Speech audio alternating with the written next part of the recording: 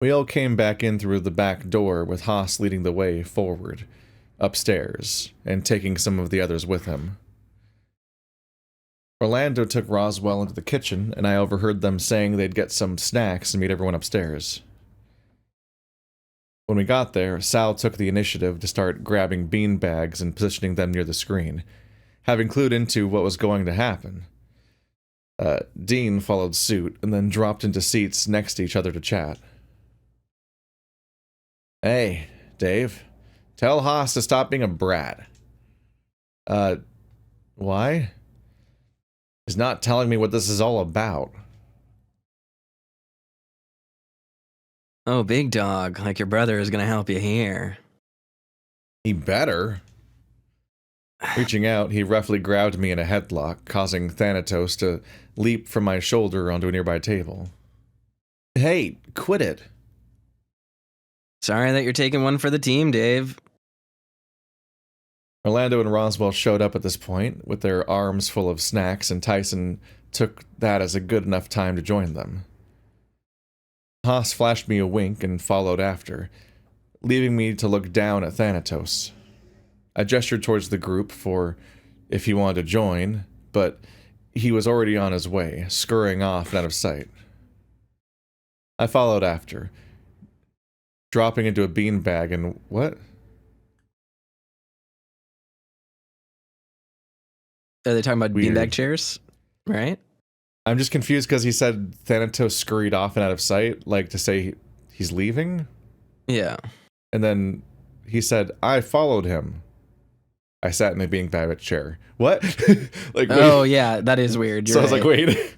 I followed after, dropping into a beanbag and watching as Haas pulled Tyson in front of the screen to stand next to him. Now that we're ready, it's time to get this underway. What the I think the fuck tense are we shift from doing? before... I think the tense shift from before of Dave being like, it was fun watching Tyson try to figure out how to deal with it, and then flashing back to the scene that he just described technically is like a weird structure thing. I don't think this scene needed the preamble. Well, that's most scenes. Yeah. I've talked about it before, but there's too much logistical conversation almost all the time. Characters talk too much about where everyone is and what everyone's doing and what they're about to do, to the point where it's like half the conversation sometimes. Too much time is spent waking up or going to sleep every day when that doesn't always inform the narrative, so you could just start the day at 10 a.m. when you're already at the maze for some reason, and people will intuit, he came to the maze, and you can just start in the scene that matters for that day. And similarly, all of the stages and stages of like you could just cut to the scene, what initiation, and then just cut to like we're all in a circle of bean bags and Tyson's throwing a fuss, and you could skip like 100 or 200 words in that process of just not actually accomplishing anything narratively, but just explaining in great detail everyone's movements and what they're doing in the process, but the movements are usually not like character moments either. I think this is a good example of like how you can tell when the structure was for lack of a better word, this is what I call like outline writing, where you have a moment in a story where you're like, this happened, and then like multiple weeks later you go, oh, there can be a scene that fits here, and then without removing the summary that you put in to describe what was happening, you just fit the scene that you were describing in right after that point in the narrative, which I think is what's going on here. But I guess specifically my complaint is just literally that little summary, the explanation of what people were doing technically takes place in the future, because Dave talks like he knows what already happened. He's talking about it as if it already happened. Like the language and then shifted. the immediate next scene is the actual playing out of the things he just described having already happened. So the chronology gets messed up from a structural standpoint as well. So it's very clear that this scene was probably written literally after, like inserted into the build, after they wrote that moment of Dave being like, well, we're brushing over this. It was a quirky moment. Maybe that didn't stand out to me that way. Let's see, what the fuck are we doing? You, my dear friend, are going to be inducted into one of the most illustrious exclusive groups known this side of the world. Oh, that all? That all, he asks. Gentlemen, this guy doesn't know how lucky he is. You're messing with me, right? He's messing with me? I think I know what this is about. You'll be fine. Okay, well, what do I have to do? Dance? What? Oh, are you starting a band? No, nothing like that. Well, actually, that might not be a bad idea. Hurry up, Haas. Okay, fine. Everyone here knows Tyson. Everyone here has had some history with Tyson, even if it's just on this trip, good or bad. No shit.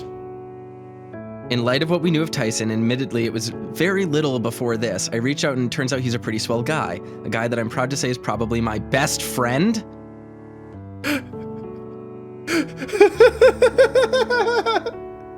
This... I am so irritated right now. I am so irritated. This doesn't work. This is horribly written characterization. Haas just has no, like, earthly bonds outside of this trip. Like, he was completely alone.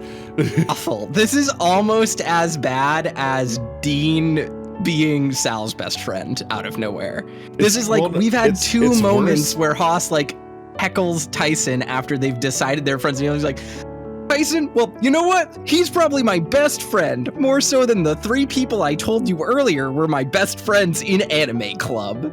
He's fucking literally nonsense. Already bigger friends than any of the people that he's here for. Yes. Which is a little in the air in that, like, on one hand, it feels like Dave is like the friend nexus that caused everyone to come here, but at the other hand, it literally was Roswell, and that Roswell literally through this trip. But yeah, he's like, nah, this person I met on the trip, he's my new best friend. I'm declaring this not at you all, who probably thought you were that person, maybe. Well, what's even more insane to me is that this undervalues everything that the game has set up so far, which is that, like, all right, so here's what the narrative wants us to think.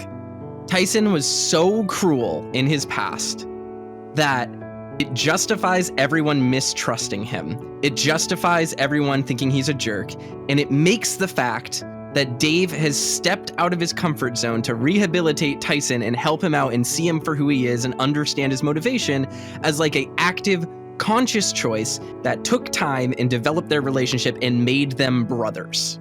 Like, that's a meaningful act, because even if you and I, as readers, understand that Tyson is a totally normal person and everyone else is overreacting, we didn't see their past. The game has not shared their past with us in a meaningful way, other than just like telling us a 2 bullet point list of Tyson being mean to them when they were in grade school or whatever. Like, we are supposed to understand, and what the game wants us to feel is that Dave went out of his way to see Tyson for who he was, and that revelation allowed him to see the value of Tyson and like gain this connection that no one else could forge, because one, he was rude to them and that poisoned the well, but also because no one else has put in the work to get past his cold exterior. And then Haas comes in, hates Tyson for 14 days. Then we say, hey, go easy on him a little bit. And he goes, okay, I will. We get one scene where Haas is like, I'm gonna give you a noogie, Tyson. Haha, you're upset about it, and then walks off. And then we get another scene where he's like, hey, Tyson's not all that bad. And now all of a sudden, in literally the course of 2 days, just by having a conversation with him, Haas is like, Tyson's my best friend. I've warmed past his icy exterior, and it turns out he's a great dude, and I like him better than all of you who I came here on the trip with. Does the writer of this not realize how much that devalues the arc of Dave and Tyson being quote-unquote brothers is? Like, that's insulting to this character. That devalues everything they've written so far. It's a strange note, because, like, for me, it just makes Haas a deeply sad character. Yeah. Because, like Dean and Dave...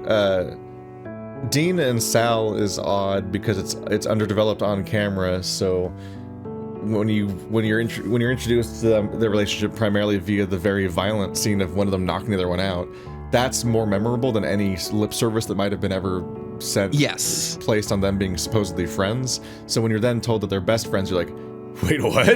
And but yeah, like that's just underdeveloped. It's just like it's a mishandling of things about how what kinds of things are memorable and not, and how they hit. Like a lack of communication. Yeah, but we can at least accept that narratively, okay, they've been friends since off camera for a while now, and we can just accept that and believe that.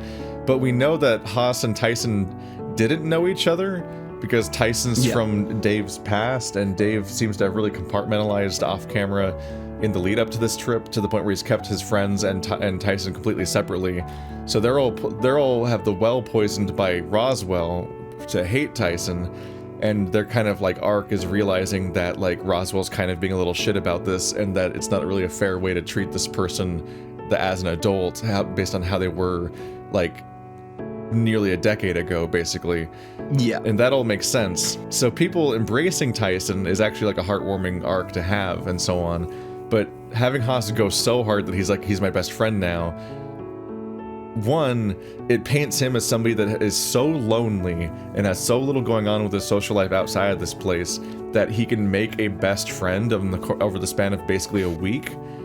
Yeah. But also, when you see it from Tyson's perspective, who's a relatively defined character, you're like, okay, well, one, it feels like this relationship's based on the fact that Tyson just puts up with Haas annoying him, and the reason why Tyson is so passive is because he has this whole backstory of bullying people and ruining his relationships, and so he's incredibly, like, placating in this on camera with anyone that's bothering him. So like compared to Roswell, Haas just being kind of annoying is just like a thing he just will entertain. So it kind of makes it feel like a fake relationship on that level. But even if it's not, and it's completely sincere, there's just kind of a sadness to like Haas's most powerful relationship being this very shallow bond he made with a wolf on a trip where they mostly didn't interact until a few days ago. When in comparison, like Tyson genuinely has a deeply meaningful bond with somebody else that is actually his best friend, and maybe in other timelines even a potential like companion, like a dating route and all that. But like Tyson and Dave have a very understandable relationship with each other from this arc, from bullies to friends to like being this person that he confided in, and to being this person who went through this horrible thing with him. Like they have an actually well-established relationship. So Haas being like, Tyson's my best friend, is deeply sad by comparison, because it means he does not have a meaningful relationship with basically anyone ever. You're like, oh no, Haas, I'm sad now. I mean, a big thing for me about this too is that like part of the problem here isn't even that they can't become friends. It's that this happening here right now devalues everything that came before it, but also the idea of Haas becoming really good friends with Tyson and it changing his view of him. This is something that you do on day 3. Like, a way to fix this scene is have him get inducted into Anime Club. So, like, Dave invites Tyson, which is a surprise to 95% of the people on this trip, and it's like a big setup for drama. The way you pay that off and, like, give this story an organic feel is that you have Haas, who doesn't know Tyson, get to know Tyson, even if Orlando and Roswell don't like him. Haas then suggests or inducts Tyson into Anime Club, and that's where we get the backstory of Roswell being like, I don't like him, he was a bully, and Orlando's like, you don't know what he did. And then Haas goes, well, in light of what I knew of Tyson, which was a very little before this trip, it turns out he's actually pretty swell, and I like him a lot. And then that's where Dave can say, you guys don't understand what he went through. He's actually a nice guy, and I got to know him, and that segments the friend group into a meaningful dichotomy of people who like Tyson and have forgiven him for his past or don't know his past, and people who haven't, which allows the route split as well to make more sense. It can help establish the conflict between Roswell and Tyson more directly, and incite him to suddenly be antagonizing him over this thing. And also, like, kind of complements the way these characters are written, because they're supposed to be like some of these characters are meant to be kind of like these larger than life, like wacky sort of like cartoon characters to an extent. Like they are supposed to be relatively silly in how they behave, and they're especially that way whenever Anime Club comes up. So you could have like a trial, like fucking like adjudicated by Orlando. It's Haas versus Roswell, like having this like argument about whether or not to induct Tyson into the Anime Club, and Tyson's increasing like what the fuck is happening and what are the stakes here, and that's where stuff comes out, and you can actually have Roswell establish like his gripes against and Tyson, but also importantly all these characters are interacting. I don't know if it, like I'm not like on a soapbox about like, this is how it had to happen or anything, because it's just kind of like a goofy hypothetical made up on the spot, but it is a little wild that most of these conflicts are established by just someone independently bringing something up and with Dave and then resolving it with Dave, and then almost never like mixing characters and like having it be a group dynamic. But but also kind of speaks to like one, like especially in the early days when there weren't stakes yet, how desperately I just wanted there to be more wacky interactions between the characters that like have them bouncing off each other and establishing their personalities and their dynamics and so on more directly, and also just at that point begging Haas to have existed in the narrative till now, because he mostly he had the scene being like, I'm a lie detector, I'm bi, those are actually related powers, I'm best friends with Tyson now 3 weeks later. You're like, okay, I would like to see this character.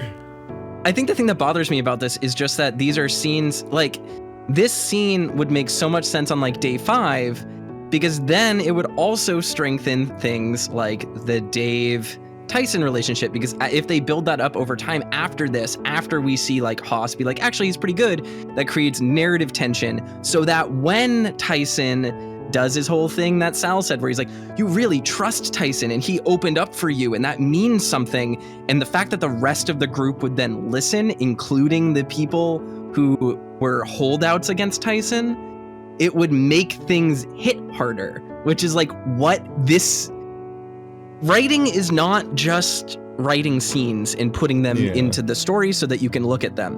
Writing is structuring narrative so that every single piece builds up to a cohesive whole.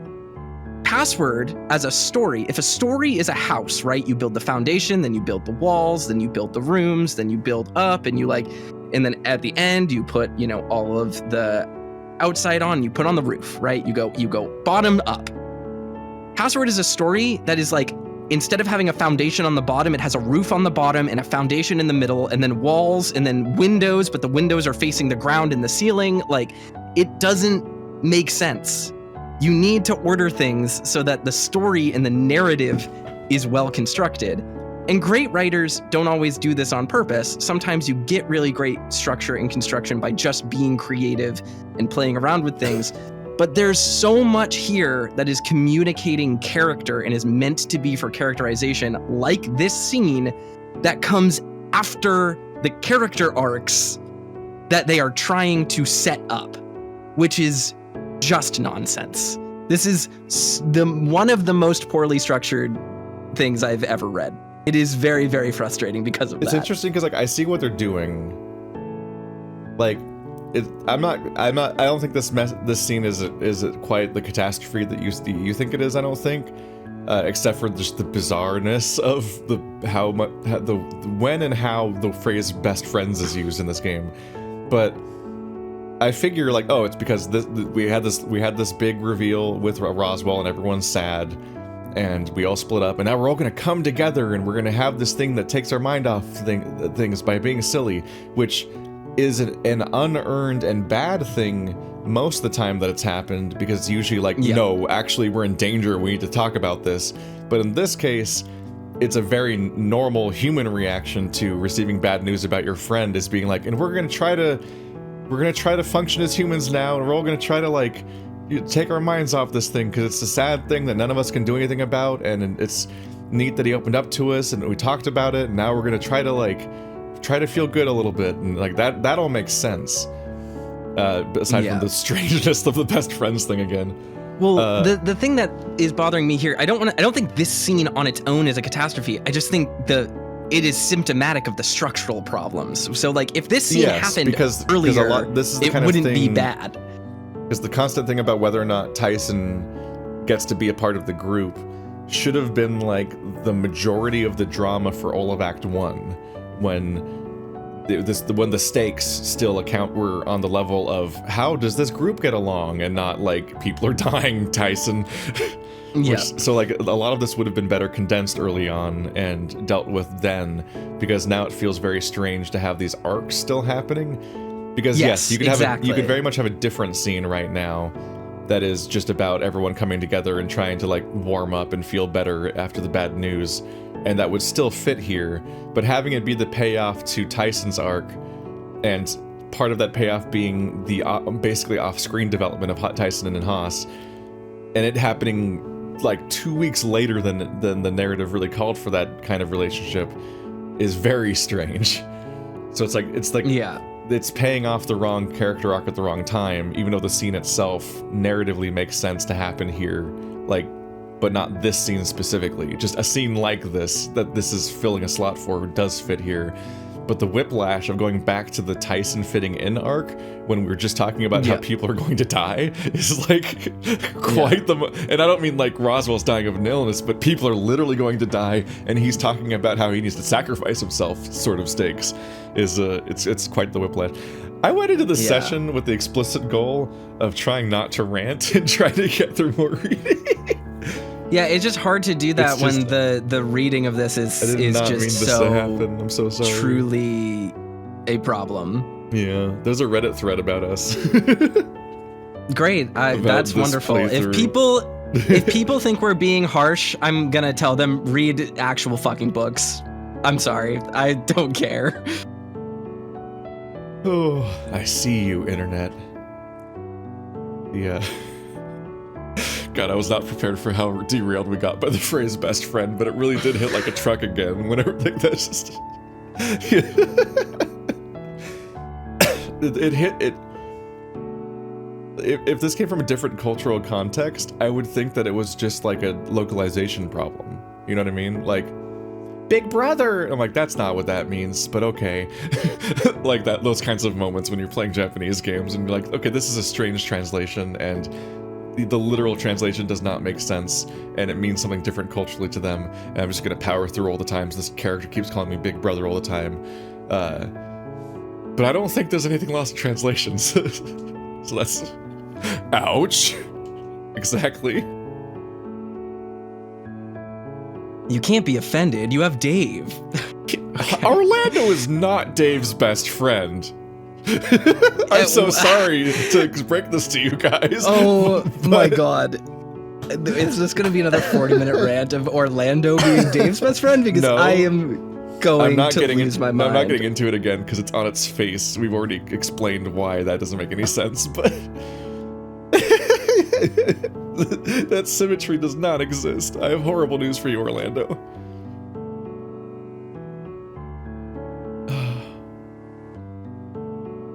What about me? You left for years. Obviously, you're not best friends. Get over it.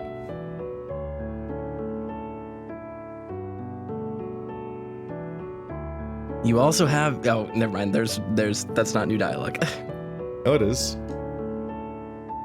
You also have Dave. Okay. Yeah, he's saying that about Roswell and Orlando separately.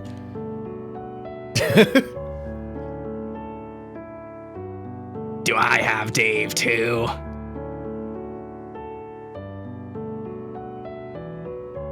No. You have Dean, right? What if I want to be friends with Tyson too? I looked around the group and it seemed everyone had synced up on tormenting Haas now, everyone wearing a sly smile of their own. The point is, I get the impression that Big Dog here hasn't been included in a bunch of stuff, so I'm forcing him to be a member of the anime club. What?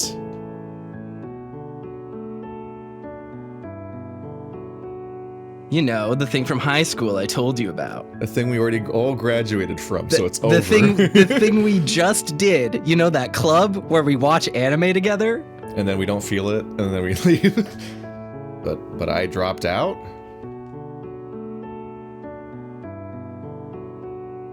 Doesn't mean you can't still join. I think you explicitly can't join. I think none of you are allowed to go to anime club again. You're all graduated.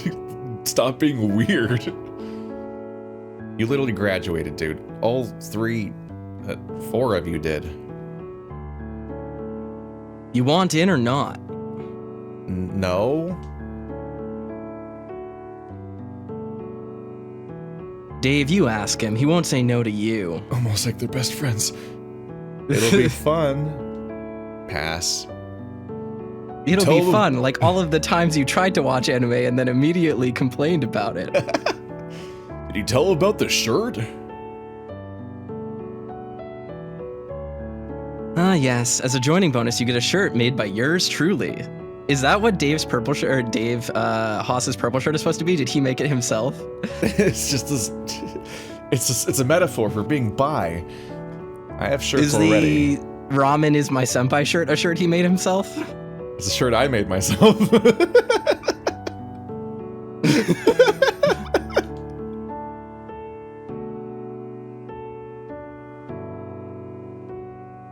I could make yours orange if you want.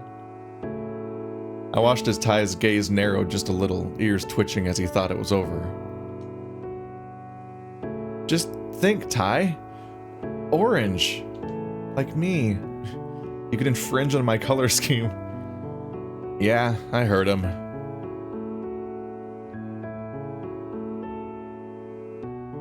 Not that I have one here that I can throw together, but I can owe you an orange one for when we get back home. Let's say I want the shirt, and I'm not saying that I do, just if I did, what do I have to do?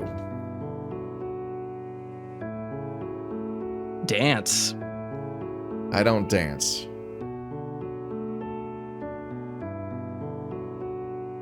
Oh, then this is going to be even better. Can it be any dance? Floss, Tyson. Go for it. If dancing is all it takes, maybe I should dance. We had to learn a small formal thing in high school.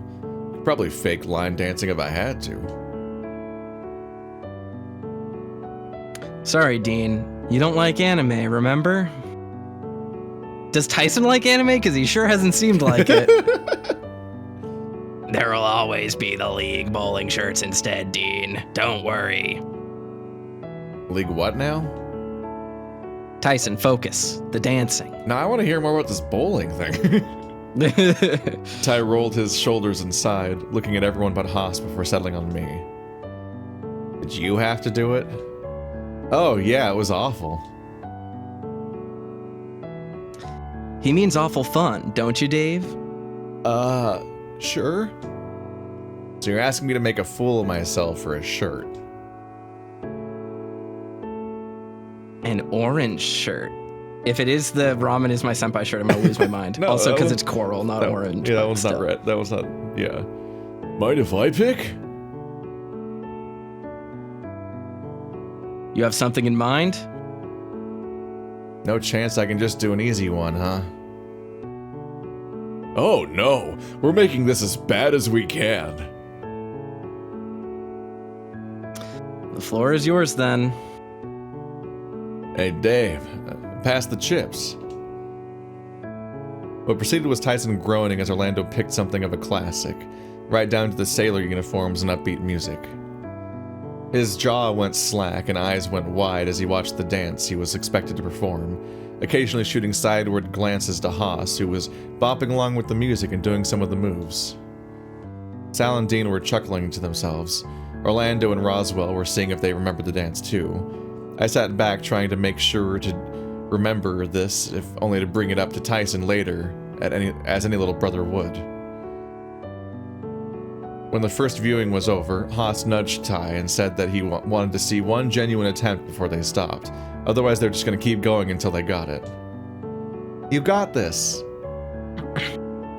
It was cringy, poorly choreographed, and ended up with Roswell and Orlando bumping into each other more than once, threatening to trip Tyson up without even trying. It's by definition not embarrassing when everyone's doing it. So it's like the social pressure's gone, or the social not pressure, it's inherently social pressure, but I'm like the part where it in any way feels bad to do is gone when there's a whole line of, like, the majority of the people in the room are trying to do it. But it was fun. Even if they had to go a few times before Tyson seemed to know what he was going on. Even Sal got up and gave it a shot. Okay. That good enough? I earned the shirt yet? He was out of breath, with Orlando and Roswell already having tagged out and were recovering on their beanbags just as much so. What's up? The shirt. Am I in or what?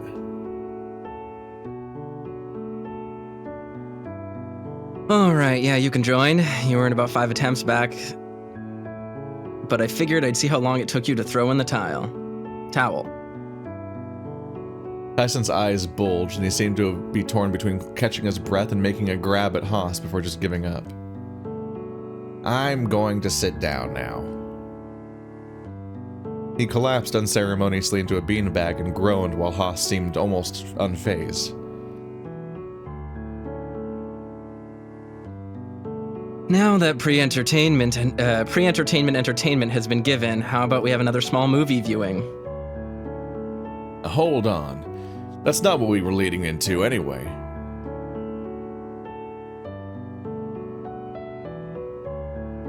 Yes, Dean, although I believe for the most part we needed something to bring us all together after this morning. Sal, buddy, pal. Oh, sorry. May I ask what we're watching? It's going to be an anime. Oh, that's, May I make a request? What did you have in mind? Oh yeah, I knew that they were going to mention something understandable but not by name. Narnia? I would like to watch the one about the fantasy world in the closet, please. Is that even? I guess that probably is some kind of isekai. But... That's Narnia. I think they're referencing Narnia. Anime? I don't know if there's an Narnia anime, but the one about the fantasy world in the closet. I guess I can search for an isekai. Oh, it's been a while since I saw that one. I'd be interested. Oh, here's. Oh, it's not an anime. Let's see. Yeah, but anime. As entertaining as it was to see Tyson dance, I've had my fill of anime for one day. That wasn't an anime. That was a dance, Dean. Are you okay?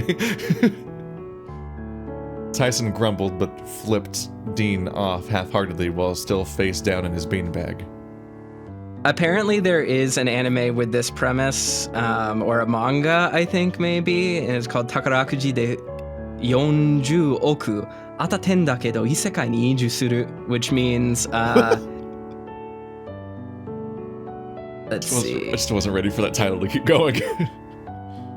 Yeah, it's super long titles. Let me see if there's an English title that is different from the actual thing, because it means I won $4 million in the lottery, but I went to the isekai, but I don't know if there's a different title for it in English because half of these have different English titles than they do in Japanese. But yeah, so that's that. I can't find a different title. It might not be officially translated. That's a bit much. When we localize to English, we're just going to call it Clover. It just becomes a one-word title.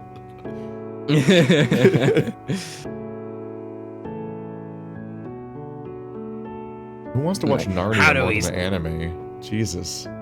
How about we start with that one and then consider anime afterwards? What about the one with the mouse that's like Tyson? What? The mouse Stuart that's Little? like Tyson? Poor? Like, what do you mean? You think the mouse is like Tyson? I would have thought the guy that becomes a dragon is more like Tyson. Becomes a dragon. I have no idea. Sal elbowed Dean in the side, cocking his head slightly.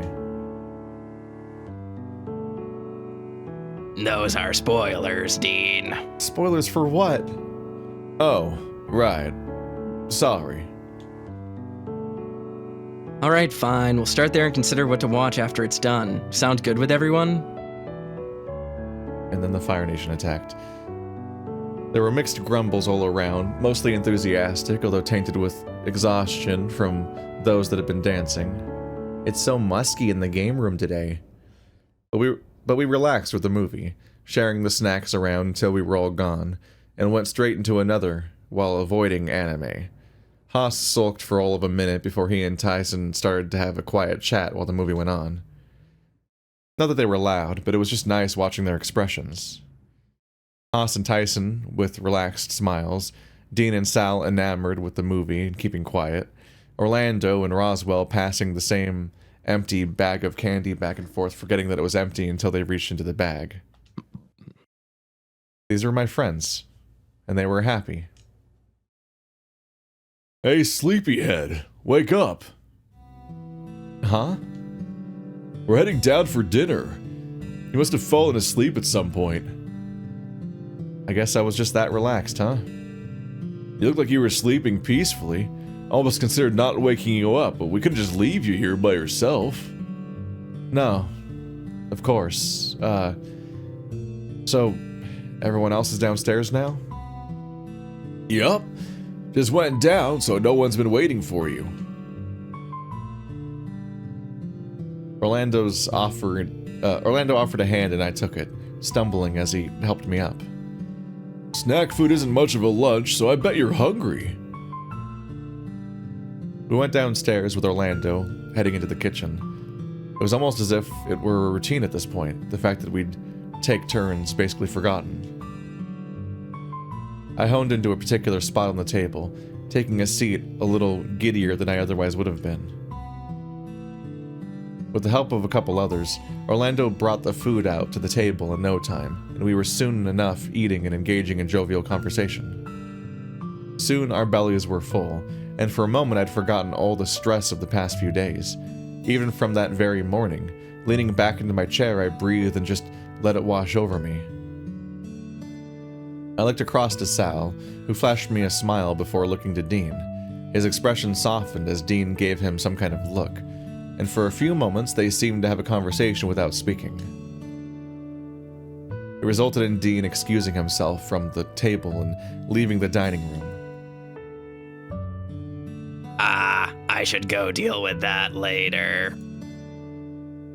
Normally it'd be all over making sure he's alright. What's different this time? Oh, I think I know. It's complicated. How complicated could it be? Does it have something to do with what happened yesterday? Do I know what it's about? I would say so, yes. Oh. Wait, did something bad happen? Oh my fucking god, that face! I wouldn't say bad, if a little problematic. Which is why I'll deal with it later. I'm the best equipped to deal with Dean. Why is Roswell there? This is not how they usually frame these. Why isn't he over there? May I ask a question? Of course. This wouldn't happen to be a case of weighing up your friendship with Dean versus, your romantic endeavors? Romantic what now? Who? When? I saw Haas and Tyson share a look with one another before they slowly got out of their chairs and made to leave. Roswell, what gave it away? Intuition mostly. Just the sequence of events and the information given seemed to be the simplest answer. I thought Dave just told him. Yeah, I did not realize this was a secret. It's complicated.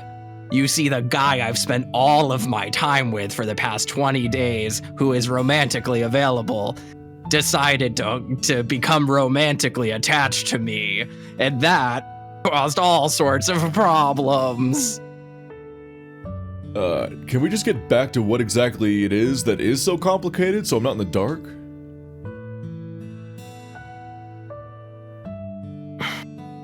Sal and Dave are dating. Their shipping name is Save. Enjoy that, everyone. Haas flashed Sal a thumbs up as he walked out the door after Tyson. The sounds of them chatting fading quickly away to leave the rest of us silently reeling in what he'd said. Oh. We're not dating as such, but we're curious to know if it could work. That's basically dating. Given the current state of affairs, it's not quite there. Priorities are going to things not romantically inclined.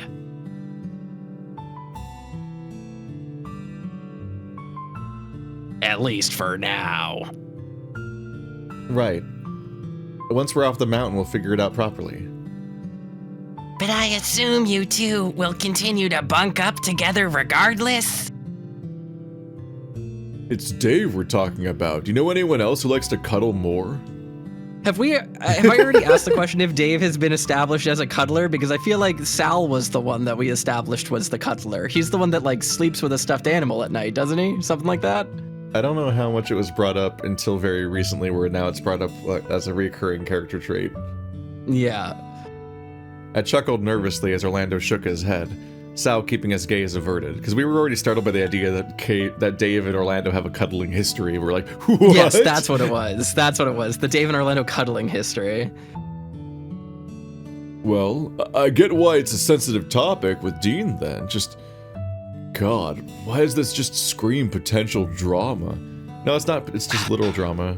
It's actual current drama. Probably because feelings are messy.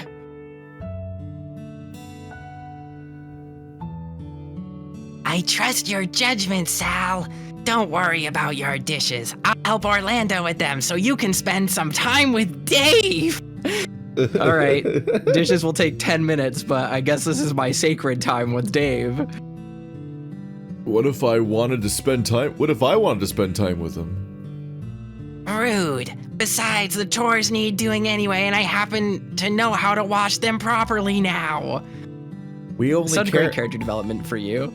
We only care about Dave's relationship with Dean. We don't care about that Orlando also is interested in Sal. We're not acknowledging that. Oh, this I've got to see. There wasn't really anything else to say beyond that. Roswell flashed me a wink and started dragging Orlando as best he could by the arm to the kitchen, leaving just Sal and I in the room. He gestured upstairs. Sal had wandered off to go check in with Dean briefly, but I insisted I go on ahead. So I did.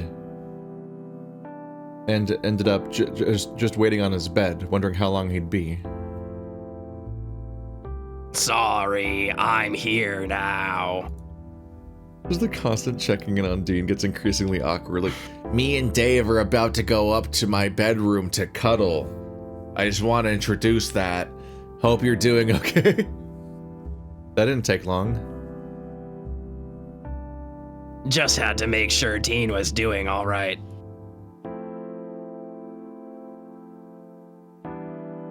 He's fine enough. That doesn't sound like he's all right. He will be. It's still just a sore spot. Any idea how long it's going to continue being a sore spot? I don't like that he's in pain. Truthfully, I don't know. Could be tomorrow. Could be a week. It's hard to say. This feels so self-centered for Dave to be like, how long is this going to take? Profoundly. How long is his heartbreak gonna take? I'm over it. We don't like Dean. Dean has not been established meaningfully here. We should just not be close to him. He's not our best friend. Why does it matter? I mean, I'm not saying that it doesn't matter when you hurt someone and you should be able to move on, but like, Dave did not lead him on. This doesn't matter in our route. We told him we weren't interested in him. He needs to accept that and get over it. Why does Dave care? I'm just fixated on the fact that, like, I named a video a while ago in the series. We have now talked about Dean more than we've talked to Dean, and it's only continuing to be true. Where at this point, more words have been spent on the aftermath of breaking up with Dean than was ever spent establishing the relationship with Dean or talking to Dean at all. Yeah, or game. even giving him any characterization, yeah. So the vast majority of old Dean in this game has just been way too many words spent on the breakup of a relationship that was never established to begin with.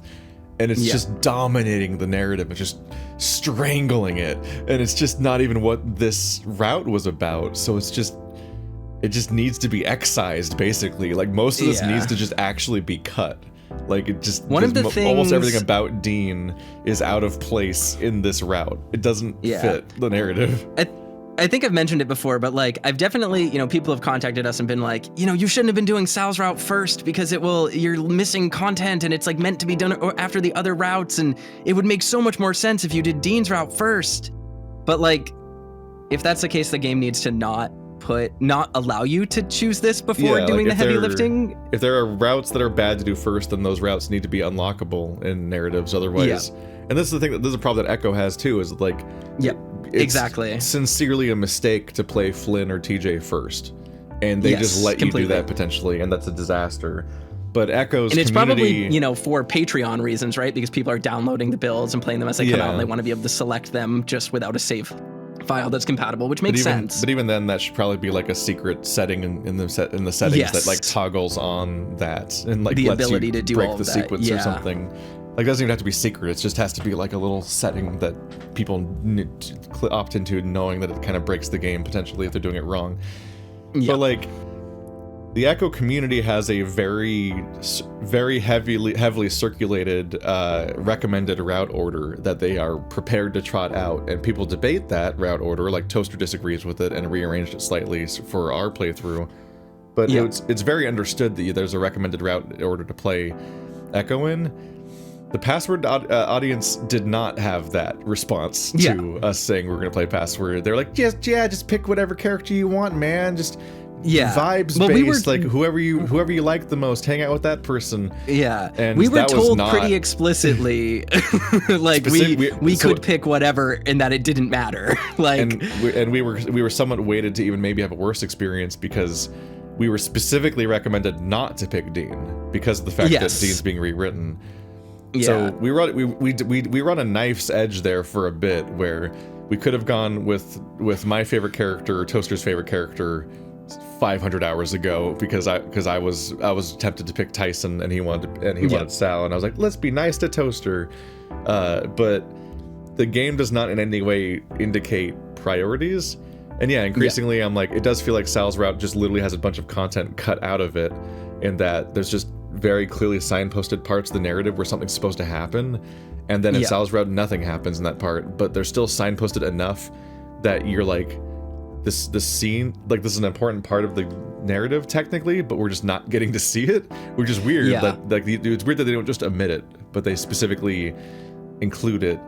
And some of that's like the stuff with Dean, and some of that's like the massacre password, and just very strange choices there. It's like, it feels like if Sal's route works at all, it might be after you've played other routes, and the absence and difference of those moments like ends up meaning more. But they let you just pick it first. But also, I don't even know if that's the case. Maybe this route never works. I don't. Maybe Sal's route's bad. It just is across the board. In which case, then it probably needs a rewrite just from the ground up. Because at this point, the Sal's route has so little to do, and they are struggling so much to explore Sal and Dave's relationship. They're instead making the bizarre choice of making Dean take center stage and be the main focus of the narrative for multiple days straight, despite still not being on screen the whole time. So So all we're doing is talking about Dean all the time, who's not here, instead of dealing with the characters who are here. And it's based on a relationship that happened off camera, or maybe never happens, I don't know, or maybe even just the implication of the relationship that you're supposed to know from other routes, which means it literally hasn't happened in the reality of the characters we're even experiencing right now, because they haven't been in that route either. So I don't. Our complaints here are repetitive, but it's because we're having to read so many chapters that are still dealing with Dean, and all of them should basically maybe just be gone. Just delete them, because I don't know what they're going for. I mean, I think a really large issue with this is just, and again, the point here isn't to point out issues and be like, look, we're gonna red pen the story and like this is how I would do it. I don't know if I could make one that's better than this. Like I'm in the middle of writing a visual novel. It's fucking hard. Scary. Like it's a hard thing. Setting up structure when you're ongoing writing something is hard. Like this is not. I don't think all of these issues are Grizz's fault necessarily because they're really simple mistakes to make. The problem it's having an editor. It's the process. The way that books are written in fiction is you make your big manuscript and then you interact with an editor and then you end up basically rewriting your book. Is my understanding of how a lot of fiction works, and that is uniquely kneecapped by the entire concept of how furry visual novels are currently produced as Patreon products that are released episodically. So you don't really get to revise them, and it's like on one hand, I completely respect the idea that yes, it's a nightmare undertaking to even consider rewriting a game like Password after all this work was put into it. That's like a crushing amount of work to consider. But also, that is actually how books are written, and is the expected process for writing a piece of fiction like this, is that you finish your thing front to back, and then you go back and rewrite it. That's one of the things that holds me back from writing, is the terrifying thing of like, fuck, nothing that I write, it'll be so much work to write an entire narrative, and also by like the correct way to handle it is the fact that like nothing I write will also be kept likely, and I have to then go and rewrite the story. That's terrifying. Yeah. But yeah, that's, well, I think, but a lot of the stuff that we're running into are the symptoms that come from that approach, and the way that like, even if this is not literally a first draft, and that it's not just a stream of consciousness that they just spewed out and then is published, it's the first draft of the story, and that doesn't usually work. And that's how you end up with all these very strange things that people are questioning now. It's just, it's hard to even, like, my issue right now is like, you know, people will say like, well, just shut your brain off and like enjoy it or whatever. But like, my question is just like, what is there for me to enjoy? like, yeah, there is a plot that is happening very slowly that hasn't really been surfaced to us. There are characters that interact, but I don't care about any of their interactions. And like, I think a lot of people would be like, well, I would just drop it, you know, or like whatever. But like, we're reading this. We want to get through it. We want to understand it. A lot of people have good things to say about it. We want to get to those good things. But the fact that our choices and like our route choice and stuff like was suboptimal for understanding that is like, that's not our fault. We are playing the game the way people told us to, and they either lied to us or didn't think about it. Didn't receive it. Yeah. And like, and my that's issue just a with problem people that say to just drop narrative. stuff like this is that I don't respect that opinion, because I have an entire reputation built around actually finishing what I start and so on that I've really like maintained for years. But also like, the people saying that are largely people who already stopped watching, and so would they just selfishly want the thing they're not watching to go away so that something else can start that they will watch. But you're disrespecting everybody that is watching the thing by being like, yeah, I'm just gonna cancel this because some people said this, I should stop it. Yeah, I'm just gonna. Well, like they said I should just stop the series, and so I'm gonna stop it for them because I care about them more than you, the people who are watching it still. Yeah, I'm not even talking about the YouTube comments. I'm just talking about like people on Discord who have been really helpful, and they've been like trying to talk to us about it and like explain where some of the changes come from and stuff. Like that's all really interesting. But a lot of people have come to us and been like, hey, you should get rid of the route that you're doing and like go back and do Dean's route first. And it's just like, that's not how this works. Yeah, like, it's a struggle. Like that's not how shows, like the show just kind of flippantly deciding halfway through day 20 to be like, you know what, actually, fuck Sal's route. And we just like stop right now and then just go back and start over and Tyson's route right now would be like, it'd be one thing to be like,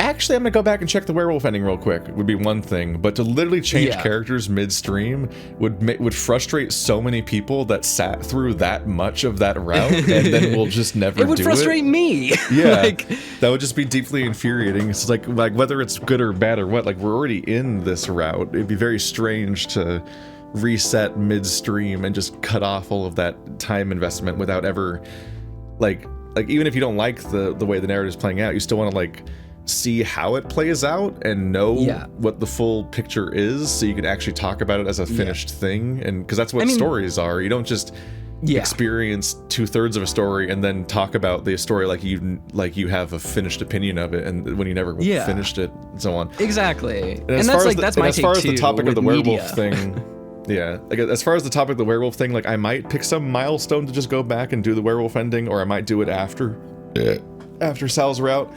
My problem with the werewolf ending is that ideally all of these bits would be like, oh no, a tragedy struck and now I need to use my time travel powers to fix it, which sadly only happened 2 or 3 times and quickly stopped happening 100 hours ago at this point. My struggle here is that the game spoon feeds you the werewolf solution, challenges you to solve it, and then when you correctly solve it, like paradoxically the ideal play order and like the way that you kind of get your reward as somebody who frankly will have more fun with the bad ending than the good outcome in most cases, is to then ignore the solution you just worked to get and put the wrong answer anyway and experience the bad end and then be like, okay, now I'll do it. It's like, it just feels wrong. It feels like such a misplaced, on one hand, like it is establishing something about Thanatos and his motivation and the idea that he's helping Dave by having him actually help you get the password. Although he says sucker, which is weird, and we don't know why yet, still, why he framed it like he was tricking us. But it's a, unfortunately it breaks the reward structure of what makes this narrative feel good, because it definitely feels significantly better to see the fucked up bad ending where the game has permission to go unhinged and off the rails and kill off characters and be dramatic and also probably reveal something like they usually do, because you're like, well, this isn't canon, so we're on the moon, fuck it, and you can like just throw out facts and then have us that be and have those like the Dragon Mafia, like the most beautiful. To this day, I still want the game to be what it was promising to be when we got the Dragon Mafia hint, because like the Orlando ending was unhinged, and it is admittedly dumb that he recovers from a gunshot then dies to a different gunshot, but that game was promising in that moment. We were being promised such a hilariously unhinged game of like a bunch of accidental deaths and murders, and each time someone dies you go back home and unhinged revelations happen about the world itself. What do you mean Dragon Mafia? And like if that game kept happening, we would have been having a great time right now in a different way, probably complaining about something else, but we'd be much more entertained. But it's very weird to give you the solution before the password comes in, and then like just kind of hope you'll just intentionally put in the wrong password just to experience the bad end. Like it felt wrong to not use the knowledge I had, and so now we've just kind of skipped the werewolf ending for now, but I don't like that either. So it's like, I don't like that they organized it that way and set up the rewards that way. Yeah, and I know people are going to be like, well, you're just supposed to play it and get through it. It's supposed to be, driven by your curiosity. But like, especially in narrative and game design, like nothing is a coincidence. Like you have to structure those things so that the audience sticks with it. And I just feel like the attitude of like, you guys should just like turn your brains off and enjoy it is just like, it's really weird. Not because like, why would we stop what we're doing or whatever, but just like, I don't know what there is to enjoy, like and I don't mean that in a dismissive way. I mean this in a like, it's because the whole reason why we're playing this, what I just talked about, like it's not slapping in the face with wacky unhinged Orlando endings that get increasingly bizarre, and you're supposed to just go for the ride. It's a Spike Chunsoft game, have a wacky time. Instead, it's huge stretches of nothing happening. So it's like, what is the Transformers Michael Bay turn off your brain appeal supposed to be for those people? But I think what those people mean, and they're saying that while actively ignoring the fact that we're doing a show for people to watch, and that our commentary is the reason that they'd be watching, because otherwise they would just watch one of the other existing playthroughs where people just narrate this game to them as an audiobook. Like that's already out there, so doing it again is pointless. Like there's no value there. The commentary is the whole point. But also I think it's one, it's very mean to Grizz because it's saying that his content isn't worth thinking about or discussing, and that you should just be sitting here pressing A and that's it.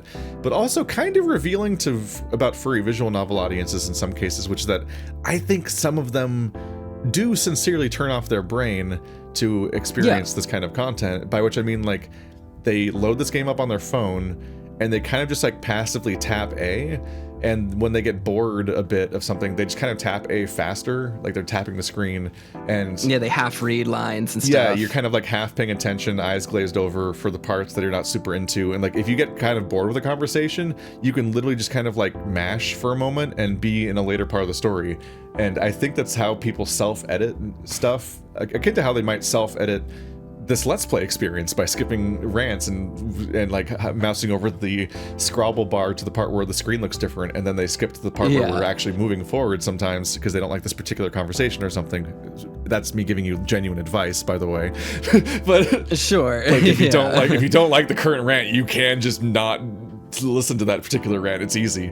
It might be a little harder because this game has such repetitive visuals that you can't easily tell when something has changed, but that's rough because that restricts the entire art form to being the quality level of the furry visual novels that just are porn. Speaking from personal experience, there are ones that are just excuses for smut, and sometimes they get a little too into the in-depth like lore explanation of their particular fantasy universe for a bit, and you do kind of just smash the spacebar a bit until it gets back to something else happening, and that's fine because you just don't really feel like reading that part. It's fucking you open up AO3 smut and you control F a dirty word and start reading there. Like that's a thing people do. But a narrative like this, where the story is the point, if your approach to it is to just kind of like start mashing through chunks of it, that's damning in its own way and is worth discussing why that's happening, because that should not be, there should not be parts of this that you're trying to skip through to get to the good bits, because it should all be the good bits. It's a thriller. It's like like slice of life, wacky furry friends thriller death game thing. It should, the scenes should all be conductive to that experience. I think it comes from a place of just like wanting us to be like, oh hey, like enjoy the plot of it, and it's like, okay, but like here's my thought experiment, right? Like enjoying the plot of something is knowing the events and seeing the events happen, but there's very little there different than just like knowing the bullet points of what's gonna happen. So like, wow, like people want us to just play and be like, wow, there's a mystery with the medals and what's going on with Roswell and who was the culprit. But like, I can get everything I get out of knowing that plot by just looking at or like just understanding the plot summary of like, this is a murder game. People will die. There will be a culprit. I wonder who it is. It will be a mystery until it is discovered. Like, just the base premise of the game, I get all of that out of it. Seeing the plot just happen is not particularly compelling to me unless the prose is good and like the moment to moment of it is interesting. And that's where I think this becomes a problem, because it's trying to be so character driven, but none of the characters are well developed. And then it tries to be plot driven, but the plot is so glacial that I am having like, we can sit here and just read bot it as much as we want to. There's going to be 4 hours of us just watching stupid scenes like this where nothing happens and it's just structurally a mess. And like, that's the thing that pisses me off about it. And that's it's not that Password is bad and I dislike it. That's also just sincerely what will make people stop watching. Yes, if you want to talk about things that make people stop watching, I don't doubt there's people that bounce off because of the discussions and so on, which is fine. Like whatever. My whole channel's been like that, and you just end up bouncing off the channel basically. That's how that works. But the people who are actually here will bounce off if we just start soullessly narrating the game for 4 hours. And then to get to the part that's worth discussing now, like at the end of the chapter, like, let's look back at the chapter and discuss it. But like, that'd be such a long stretch of us not being in the video, essentially, that people would actually get bored and stop watching because they're like, well, I know people don't like the voices that we do. Like that's not what they're here for. They're here to listen to this. So like, you know, the idea of us just like read botting it is like, It's even tiring for me because just sitting here and reading the novel to get through it is hard because then I'm reading something that I don't think is very good. Like, that's the problem. Yeah. I do want to ramp down a little bit on the rants though, just because I'm like, I am trying to push forward, but yeah, it's just hard. The struggle is that we're actively in conversation with the audience, both in and out of the game, and so there's like things to get in, and then you also like, you have two separate people that both have a thing they're trying to get out, so you make time for both people and be polite, and then quickly you're like, oh, this is a lot of discussion actually. Yeah. Anyway. Dave wants Dean to just get over it. Yeah. I don't know. Could be tomorrow, could be a week. It's hard to say. Oh.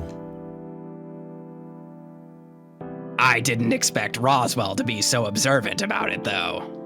Really? He's pretty switched on. Normally, anyway. From what I've heard, it's mostly just academics, but do you know the difference between intelligence and wisdom?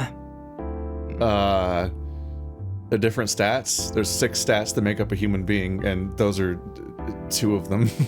There are less intelligence saving throws in the game than there are wisdom saving throws, so it's more min-maxing advantageous to level up wisdom. Yeah, you should be a wisdom caster. Intelligence casters are actually kind of disadvantaged, and they also have more annoying characters to play, so... Now, charisma spellcasters, that's the way to go. No? What about book smarts versus street smarts? I'm not either of those. Oh, yeah. I know that just from being around Tyson. It's not quite the same, but imagine Roswell having no street smarts, but having a lot of book smarts. How is that not the same? Whatever. I can't. Well, yeah, I don't quite get how that relates to this. The point I'm trying to make is that I didn't expect the overlap for his normal areas of expertise to cross into knowing what relationship we find ourselves in. I don't think it was a mystery, Sal, but it's okay. You don't need to be a genius. It wasn't because Roswell was a mad genius. And no psychology. It's because you've been hanging off each other and Dean is really sad all of a sudden. This is not math. Yeah. This is not difficult to put together. I think it's sincerely that Sal is just so socially oblivious that he thinks that other people are. Yeah. And so he just doesn't understand how anyone could understand what's happening right now. And it's, but yeah, everyone can tell, Sal. It's not very difficult. Oh, yeah, I guess that makes sense. Dave says this whenever he doesn't want to think. Yeah. I suppose with everyone being friends, it makes sense in a way that we'd pick up on small things that most others wouldn't think about. It might be why Haas seemed to clue in quickly, too. Or Orlando just dropped the ball. It could be that, too. Orlando dropped the ball? Like, does he mean dropped the ball as in spilled the beans? Like, he revealed it? Because he is explicitly the person that didn't get it out of everyone. Yeah, he was the one that was shocked. He was the only one that very specifically did not understand what was happening. Huh. Now, was there anything you wanted to do tonight? You. Cuddle? Aside from cuddle. Cuddle deeper? I guess just that. Beyond taking a shower and then settling in for the night. I think that's all I had planned. This is just a weird way to end a night when we were just talking about who's going to be sacrificed to the evil dogs or whatever. Yeah. Sal sighed to himself, a stiffness in his shoulders releasing. Good. I had some concerns that you might be wanting something more intimate. I was worried you might want to fuck. You thought right now is a good time for that? All right, bud. Let me to explain to you that I am afraid of being intimate with you. Oh, well, if you're offering? Oh no, I don't think I'm ready for that. What about a kiss? I might be able to manage that. A small one, anyway. I don't want to make you uncomfortable. It's mostly fine. I'm just still thinking about this morning. About how my head could fit in your mouth? I literally was about to reference that. I could manage a small kiss. Opens jaws wide. All right, get in. This is what crocodiles think kissing is the bird cleaning out the food from their teeth. Oh God, I hate it. You want any? I still have some breakfast, Dave. No, God, I'm so upset. No. He grumbled, rubbing his neck. This is what the game is giving me. All right, I have to work with what it's giving me.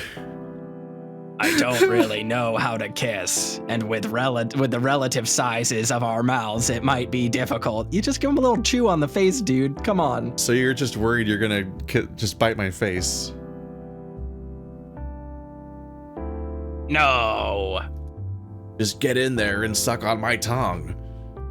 All right, perhaps a little bit. It'll be fine, Sal. We don't have to do anything you're not comfortable with. His hands found my shoulders suddenly, and much like the morning, he pressed the end of his snout against my cheek and held it there for a moment. I might need practice, but was that all right? I chuckled, shaking my head before embracing him. It was great. Aww. I went to shower and tagged out with Sal once I was done. Then we jumped into bed like most other times we'd shared the bed. I found myself laying across his front, the thrumming of his chest making me smile. Soon enough, the thrumming died down, and I could tell he was sleeping, a peaceful smile on his face. As his chest rose, and I fell. As his chest rose and fell, I thought about what was to happen next with us. Maybe asking Orlando for some tips might help, because I didn't really know what I was doing either. But that was a problem for the morning, and with a yawn, I fell asleep. I am waiting with bated breath. I am so excited. I am so desperately praying that I'm right, which is that, knowing narrative conventions, I'm just desperately hoping that that last happy moment was the final thing that happens before things go to shit. Like, please, I need it to start. I need it. Please start with an explosion in the morning or something. Like, that has to be the final little everyone's happy moment before, like, horrible things start happening, right? Right? Yes? We'll see.